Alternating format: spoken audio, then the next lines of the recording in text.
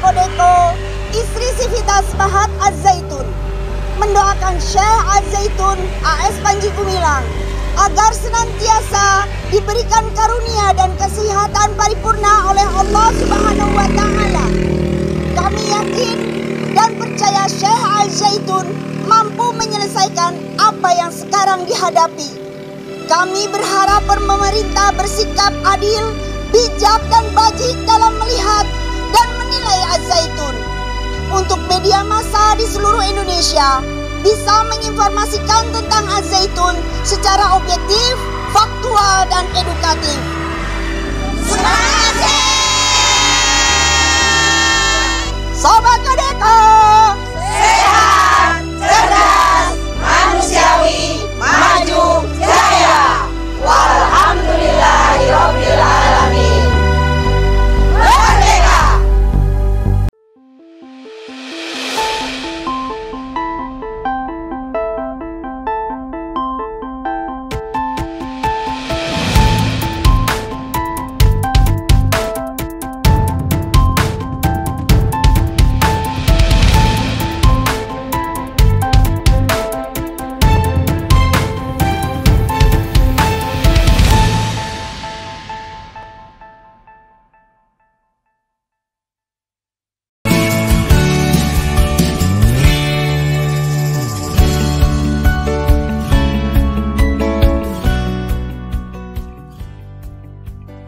Shalom sahabat gereja YouTube dan kesaksian rohani.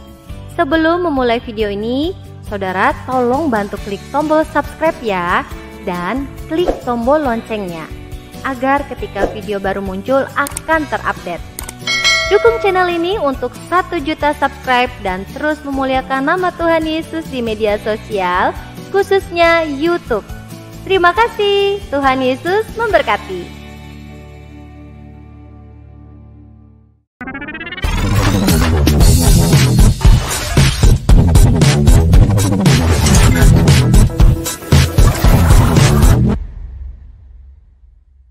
Shalom saudara, salam sejahtera di dalam nama Tuhan Yesus Kristus untuk kita semua. Kembali lagi dengan saya di sini, Wartawan NGO. Kita akan mendengarkan salah satu video yang menurut saya pasti ini sangat memberkati saudara. Jadi sebelumnya terima kasih kiranya teman-teman yang mendukung, yang mengklik subscribe dan jadi member di gereja YouTube. Terus diberkati Tuhan Yesus. Terima kasih buat dukungannya, doa para sahabat gereja YouTube yang telah mendukung gereja YouTube perkembangan channel ini, dan target kita mencapai 1 juta subscriber.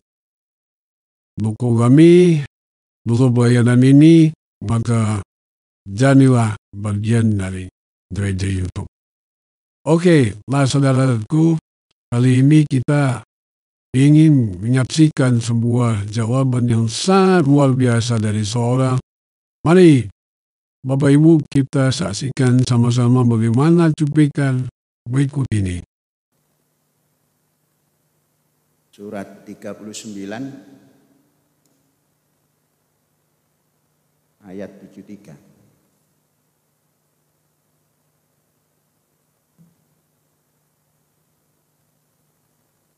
Surat 39 ayat 73. Sudah buka semua? Baik, saya baca dan perhatikan. Wasiqal ladzina taqaw rabbahum ilal jannati zumara hatta idza ja'uha wa futihat abwabuha wa qala lahum khazanatuha salamun alaikum tibtum fadkhuluha khalidin. Lanjut ayat. Wa qalu alhamdulillah alladzi shadaqana wa'dahu wa awrathanal arda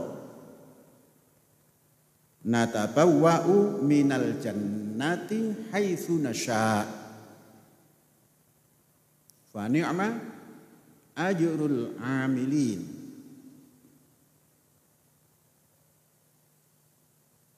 Anak-anakku, para santri dan saudara-saudara sekalian, selama ini kita pahami surga itu abstrak. Hanya akan bisa diketahui pada saat tertentu yang kita tidak bisa membayangkannya.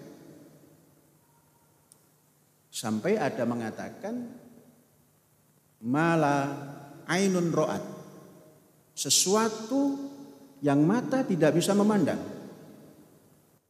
wala udhunun sami'at, dan sesuatu yang telinga tidak bisa mendengar.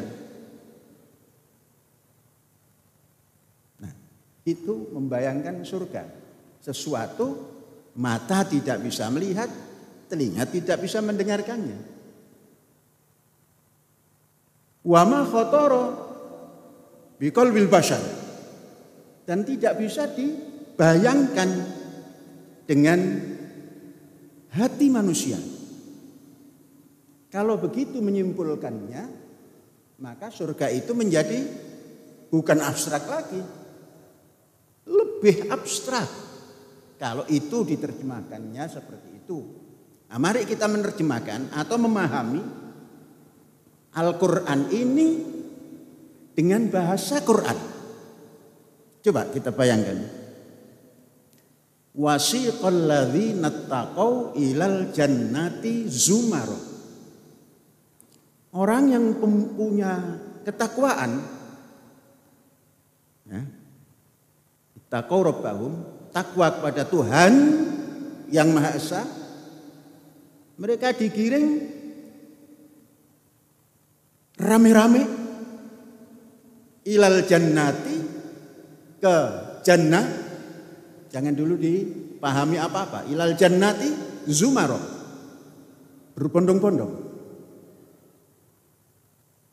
Coba secara ruh kita, secara pikiran kita, secara ilmu kita memahami ayat ini. Katakan dari bahasa. Orang yang punya rasa takwa kepada Tuhan yang Maha Esa digiring ke jannah berbondong-bondong. Coba bayangkan, seperti apa itu? Jangan dulu diterjemahkan jannah itu ya. Hatta idza ja'uha, sehingga tatkala yang digiring tadi sampai kepada jannah itu, wa futihat abwabuha, dan dibukakan pintu jannah itu, wa qala lahum khazanatuha, penjaganya mengungkapkan kata salamun alaikum, damai sejahtera untukmu, tibtum, berbaik-baiklah Anda semua di situ, fadkhuluha khalidin, masuklah ke situ, ke jannah itu abadi.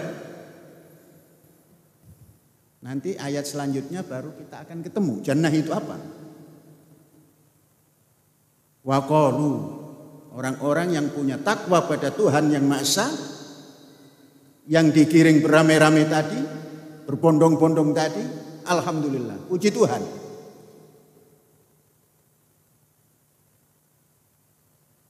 Puji Tuhan, alhamdulillah. Alladzi shadaqana wa'dahu, yang telah menepati apa janjinya kepada kita. Wa awrathanal ardo, dan kami diwariskan bumi. Lanjutnya untuk apa ini bumi? Natabawwa'u minal jannati, Kami buat surga. Nah, kita terjemahkan di sini surga. Haitsu nasya. Bagaimana kemauan kami. Yang sudah digiring tadi, yang sudah suruh masuk tadi. Fa ni'ma ajrul amilin. Memang begitu indahnya orang yang mau kerja. Nah, mari kita, Quran ini kan untuk petunjuk hidup. Jangan sampai kita membicarakan surga, Al-Quran membicarakan surga, tapi kita tidak tahu surga. Siapa orang-orang yang ittaqaw rabbahum itu? Itu orang yang punya gagasan sampai berani mengungkapkan saya bertakwa pada Tuhan yang Maha Esa. Jangan lingkup besar, mari lingkup kita yang punya negara tanah air ini. Digagaskah itu Indonesia Raya itu? Sedangkan ketika itu namanya Hindia Belanda.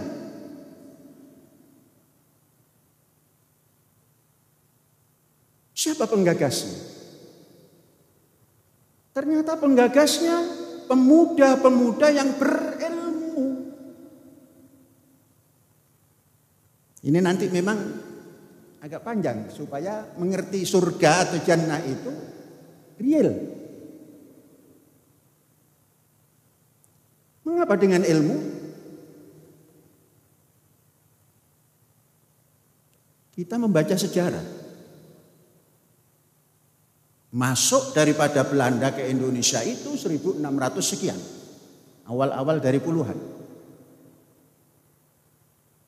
Maka dinamakan Verenigde Oost-Indische Company. Kita kenal VOC. Dirampaslah tanah air yang dimiliki oleh kelompok-kelompok sampai jatuh VOC, tetap menjadi VOC. VOC yang pertama, Verenigde Oost-Indische Company, pada tahun 1800 sekian menjadi VOC juga. Vergaan onder korupsi. VOC hancur menjadi VOC. VOC pertama adalah perdagangan di Hindia Belanda. Yang VOC kedua hancur karena korupsi. Vergaan onder korupsi. VOC juga. Jadi VOC pertama niatnya jelek, maka hasilnya pun jelek. VOC juga. Yang satu Verenigde Oost-Indische Company, ujungnya menjadi vergaan, hancur, onder korupsi, karena korupsi. Nah, apa kaitannya ini? Belum ada Indonesia, baru ada cita-cita. Kesadaran bangsa Belanda tatkala menjadi penjajah ingin memberikan balas jasa, maka dinamakan politik etis. Anak muda Indonesia dididik. Betapa cepatnya Indonesia, anak Indonesia ini menyerap ilmu pengetahuan. Belanda memberikan pendidikan bukan keagamaan. Karena ingin supaya inlander ini bisa membantunya dididik masalah pemerintahan dalam negeri, dididik hukum, dididik kedokteran, dididik keinsinyuran. Namun pemuda Indonesia ini punya gagasan. Kenapa ini negeriku, negeri nenek moyangku, kok menjadi Hindia Belanda? Belanda non jauh di sana. Jangan membayangkan hari ini. Dulu itu filosofi orang Indonesia, dunia tidak sedaun kelor. Tidak terlalu lama berubah, tetap kelor juga. Dunia tidak Apa itu? Jadi dunia lebih kecil daripada daun kelor. Dulu dunia tidak sedaun kelor, artinya besar. Sekarang menjadi dunia lebih kecil daripada daun kelor. Mengapa? Saya tadi berkomunikasi dengan anak saya yang di London. Klik, Ahmed, coba kirim Quran terjemahan Ibrani. Langsung dikirim. Serahkan ke Pak Halim supaya dicetak. Tuh, cepat kan? Berarti satu klik. Nah, datanglah Quran terjemahan Ibrani. Karena Inggris sudah ada, Arab ke Arab sudah ada, nah, sekarang Ibrani. Lengkaplah. Apa kaitan dengan ini? Saudara-saudara, orang yang beriman tadi menyerap ilmu yang diberikan oleh Belanda. Kemudian bergagasan. Kalau nanti kita tamat ini menjadi pegawai Belanda yang menjajah itu, sirnalah gagasan kita. Maka menemukan Indos Nesos. Konon yang mengatakan itu adalah orang dari Jerman. Kemudian digagas lagi, lebih bagus Indonesia. Maka berkumandanglah pada tahun-tahun awal Bung Karno mendirikan Partai Nasionalis Indonesia. Juga orang-orang dari paham komunis mendirikan Partai Komunis Indonesia. Namun belum meng-Indonesia. Datanglah gagasan-gagasan pada tahun 28. Para pemuda berkumpul. Melepas semua identitas keagamaannya, tapi menginginkan satu tempat. Barangkali itu yang mereka katakan surga. Maka dibuatlah satu statement, satu nusa, satu bangsa, satu bahasa, Indonesia. Ini yang akan ditempati oleh orang beriman. Beriman semua. Yang menggagas konsep satu nusa, satu bangsa, satu bahasa Indonesia, itu orang beriman semua. Dengan berbagai agama di dalamnya. Untuk mendirikan tempat yang dijanjikan oleh yang ilahi, bahwa siapa yang beriman akan diberikan tempat. Digiringlah semuanya ilal jannati zumaro. Berbondong-bondong meyakini bahwa satu nusa, satu bangsa, satu bahasa. Diberikanlah syair supaya dibaca. Seperti apa Indonesia itu? Indonesia, tanah airku, tanah tumpah darahku. Dengan sengatan itu, laksana arus listrik masuk ke relung-relung bangsa Indonesia yang baru memproklamirkan kebangsaannya. Tambah lagi, Indonesia tanah yang mulia, tanah kita yang kaya. Terdetik lagi, oh iya, mulia dan kaya. Mengapa yang mengambil orang lain? Semangat lagi. Kemudian Indonesia tanah yang suci, tanah kita yang sakti. Sakti kita ini dan suci. Ayo kita perjuangkan. Proklamasi pertama itu menanamkan akidah ke-Indonesiaan. Baru ini kita akan memasuki surga. Bagaimana mengaturnya? Coba begini kita baca. Alhamdulillahilladzi sogatan wa'dahu. Ya Allah, terima kasih, puji Tuhan. Engkau telah menepati janjimu atas cita-citaku, gagasanku untuk punya tempat, untuk kami jadikan surga. Aurosanal arbo, Engkau telah mewariskan kepada kami bumi dan lingkarannya. Maka disebut tanah air, bukan negara. Satu-satunya tempat yang menamakan negara itu tanah air hanya Indonesia. Maka nyanyinya Indonesia tanah airku.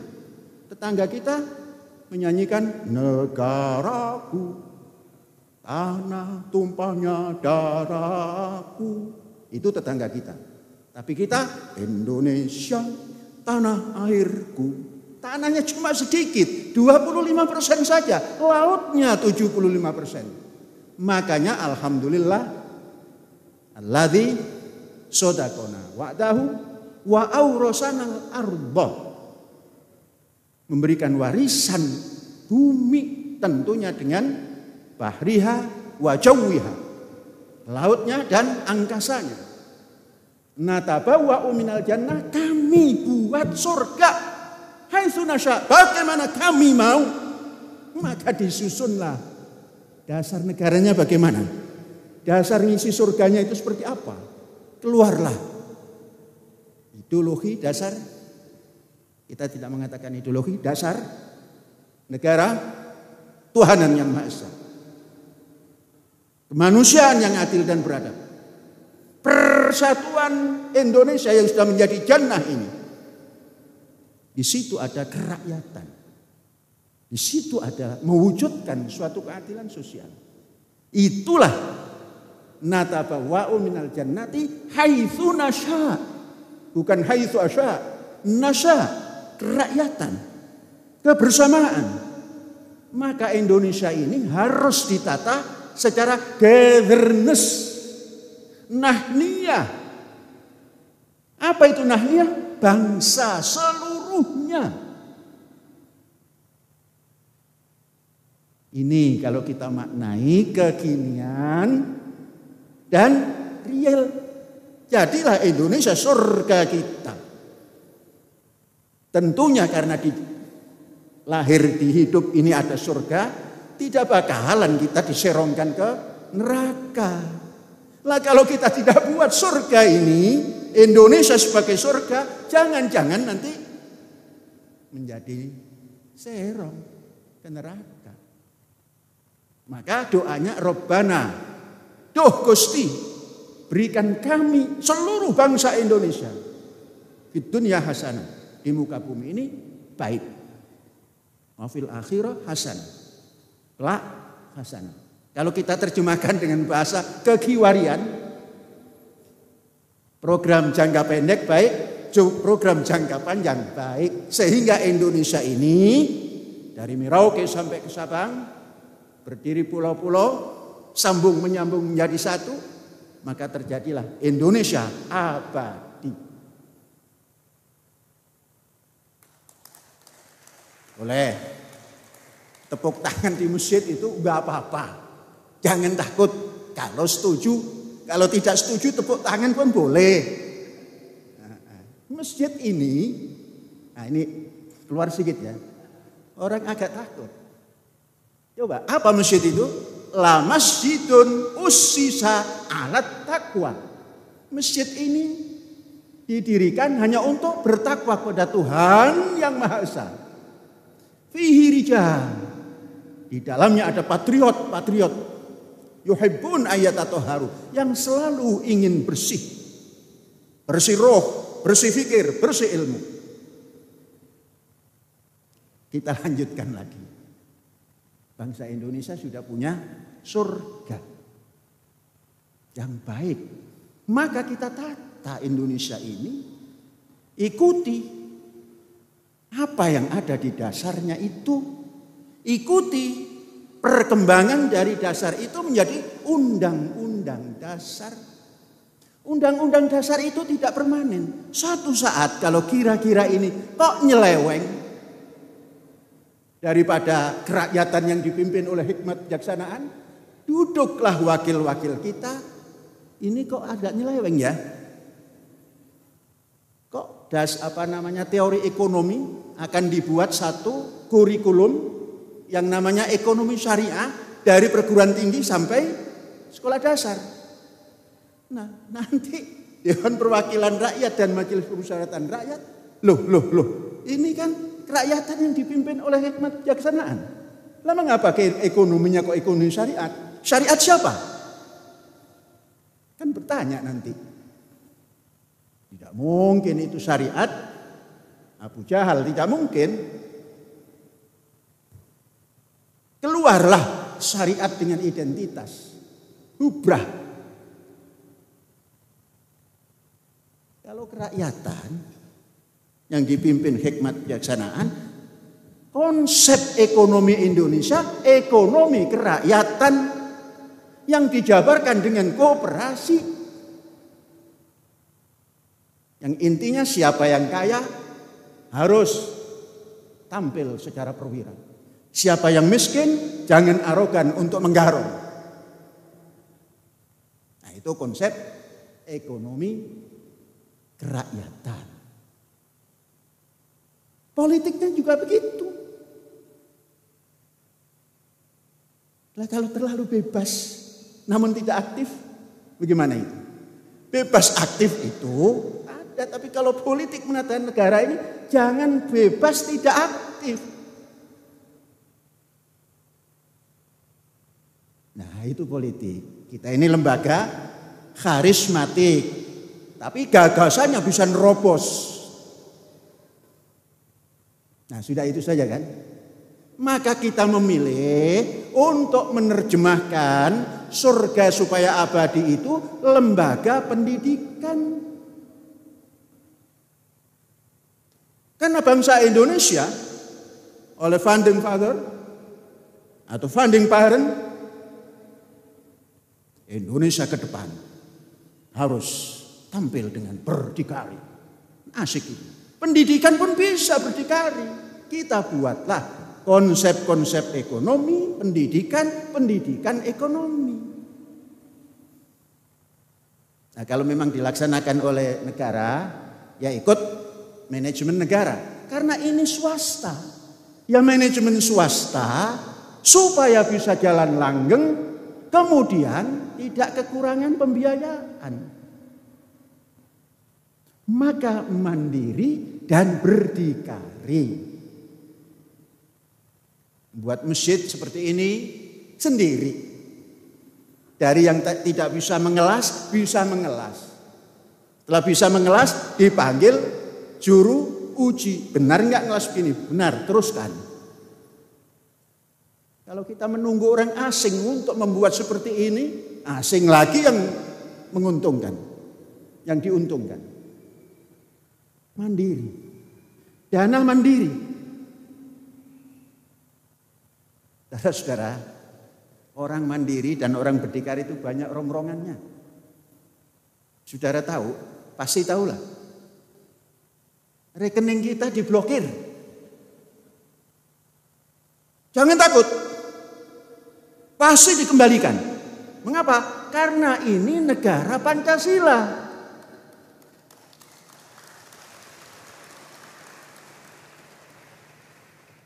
Mungkin kalau negara rampas-merampas, rampasannya dibagi-bagi, itu bisa jadi. Tapi ini negara Pancasila, Mas. Indonesia Raya, Mas. Untuk mendidik kok diblokir. Pikiran yang sehat itu mesti pelan-pelan diumumkan oleh lembaga yang mestinya melindungi. Saudara jangan takut, saya bertanggung jawab. Jangan pernah takut. Kalian bisa makan. Saya punya cara.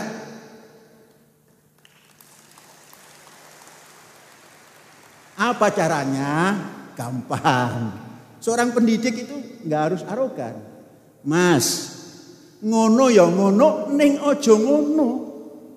Blokir ya blokir, ya mbok ora suwe-suwe. Buka neh to Mas. Kalau tidak ngerti bahasa Jawa, begitu ya begitu, tapi jangan lama-lama. Di sini menunggu.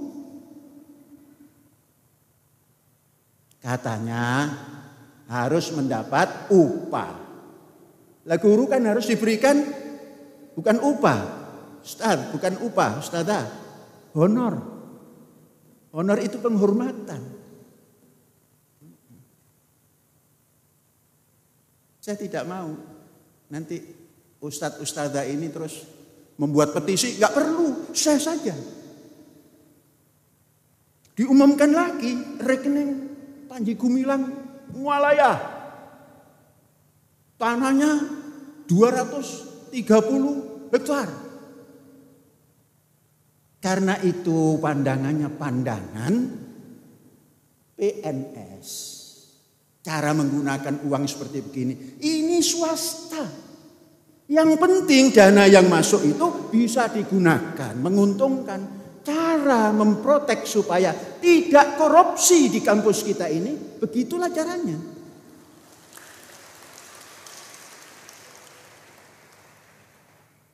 Triliunan, tapi tidak ada korupsi. Kalau di PNS sana, kita sudah tentram habis Sambo, selesai.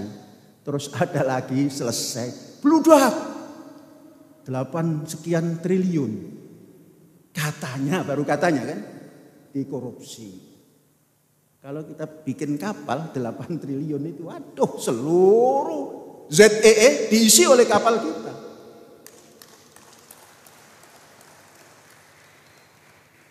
Lah ini dana pendidikan bukan dapat korupsi. Siapa yang dikorupsi? APBN juga nggak masuk kecuali bos. Terlalu kecil kalau mengkorupsi dana bos. 2,5% saja dari anggaran. Nah kok dikuyo-kuyo dana pendidikan? Jangan mas, jangan dikuyo-kuyo mas. Kualat nanti. Dulur tua ini malati. Saudara tua ini malati kalau dikuyo-kuyo. Nah saya kan lebih tua dari yang mengumumkan itu. Oh sekian. Kaget saya itu, kok ratus-ratus ya. Rekening saya itu kok ratus-ratus. Padahal satu pun saya nggak memegang rekening. Apalagi itu yang namanya klik terus keluar uang itu apa itu? ATM. Sampai nggak kenal namanya juga. Orang tidak tahu. Ada rumah di pinggir selatan Jakarta, rumah Panji Gumilang. Sekian ribu meter. Gak tahu. Bahwa itu adalah rumah guest house Az-Zaitun. Karena mereka tidak tanya kemari, terus mengumbar omongan, mangka surah kalamuhu kasura afatuhu, sapa wonge kang koken ngomong iku ana wae salahe. Saudara mendengar enggak cerita? Dikagetkan kita. 349 triliun Departemen Keuangan. Kita yang enggak tahu keuangan negara jadi apa iya? Selesai dengan sendirinya. Yang begini-begini itu loh jangan ada di Indonesia itu. Zaitun hanya cerita begini, sumber katanya. Yang sana menggegerkan bukan sumber. Jangan pilih kasih. Ini pendidikan swasta. Untuk apa kita mendidik ini? Untuk Indonesia Raya. Lah mbok aja dikuyo-kuyo to Mas. Nek pengen takon. Diundang ke Bareskrim tidak pernah ngeles, datang. Maka di sini diperlukan. Kalau sudah mengeluarkan angel, jangan dilepas patok ini. Sekarang kan dilepas, kita yang kasih patok, kembali nanti ke sana. Karena angelnya sudah dibuat. Itulah namanya panapasopati. Kalau tidak bisa menggunakan, balik kepada dirinya sendiri. Wallahu a'lam bishawab. Hadza wallahu yar'ana wa yafadhuna. Walhamdulillahirabbil alamin. Merdeka.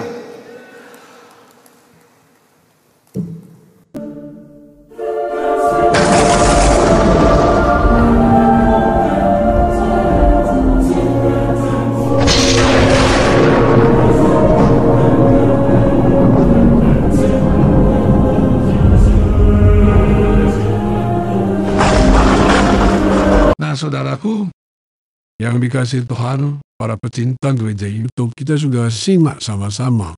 Kita sudah lihat apa yang disampaikan pemuda ini. Sudah dengar apa sama-sama bagaimana apa jawaban seorang pemuda yang ambil bagian di dalam apologetik. Kristen ini sangat luar biasa ya. Jawabannya, kiranya jawaban ini diberikan oleh pemuda tersebut bisa memberkati kita semua. Dan kalau sudah diberkati, share dan bagikan video ini gitu ya. Sehingga banyak orang menemukan jalan kebenaran dan hidup di dalam Kristus, Yesus Tuhan.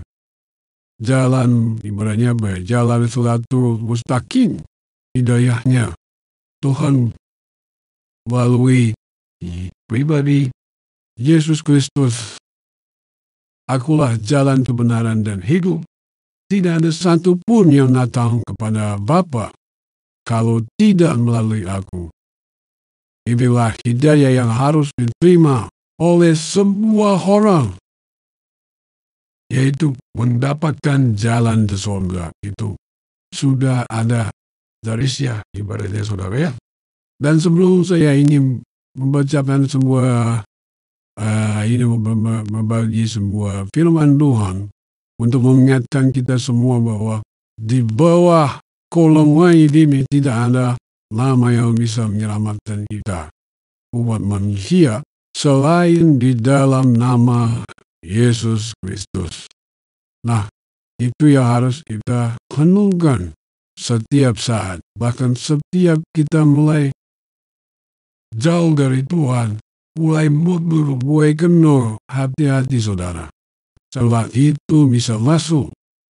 Maka dari itu, kita mulai saling mengingatkan. Dan harus ingat bahwa di bawah kolong langit ini tidak ada nama yang besar. Tidak ada yang lama yang bisa menyelamatkan kita umat manusia selain di dalam nama Yesus Kristus. Bahkan setiap para politikus menghina iman kita, mengolok-olok iman, kita menertawakan. Mereka mau wolok-wolok iman kita. Kita tetap ingat bahwa di bawah kolong langit ini tidak ada nama yang bisa menyelamatkan umat manusia selain di dalam nama Yesus Kristus. Terima kasih. Video singkat ini saudara-saudara benar-benar semoga menjadi penguatan kita semua. Tuhan Yesus memberkati kita semua. Haleluya. Amin. Saya juga mengucapkan terima kasih kepada Bapak Ibu yang selalu mendukung pelayanan gereja YouTube. Saya berdoa agar saudara terus diberkati Tuhan dan terus menjadi dampak bagi banyak orang, khususnya masyarakat Indonesia. Kalau saudara tidak bisa memberkati banyak orang, berkatilah beberapa orang. Tapi kalau saudara tidak bisa memberkati beberapa orang, berkatilah satu orang saja. Tapi kalau saudara tidak bisa memberkati satu orang, ya, saudara lebih baik jangan menyusahai orang lain. Itu kata-kata motivasi maupun support pada hari ini, saudara. Terus mendukung bahwa doa dan pelayanan kami di desa-desa di pelosok-pelosok agar banyak jiwa-jiwa diselamatkan lagi. Terima kasih saudara dan terima kasih juga yang sudah menjadi bagian dari member di gereja YouTube. Karena bagian dari member di gereja YouTube akan mendapatkan video-video spesial dari pelayanan kami. Itu yang tidak dipublikasi untuk umum karena menjanda privat untuk kebenaran lebih lagi gitu ya, melayani. Jadi takutnya nanti banyak opsi, takutnya nanti video-video yang pelayanan kami ke pedesaan jadi tidak bagus dan tidak berkenan di hadapan Tuhan. Jadi ini bikin hanya untuk member. Jadi kalau saudara yang rindu, yang benar-benar peduli dan mau ambil bagian dalam pelayanan kami, ayo jadi member, gitu ya, asik. Ayo jadi member Big Gereja YouTube. Setelah klik tombol yang Anda member, bergabung, dan di situ bergabung. Dan nanti akan mendapatkan spesial konten dari kita ya. Itu aja saudara-saudara, terima kasih. Tuhan Yesus memberkati kita semua. God bless.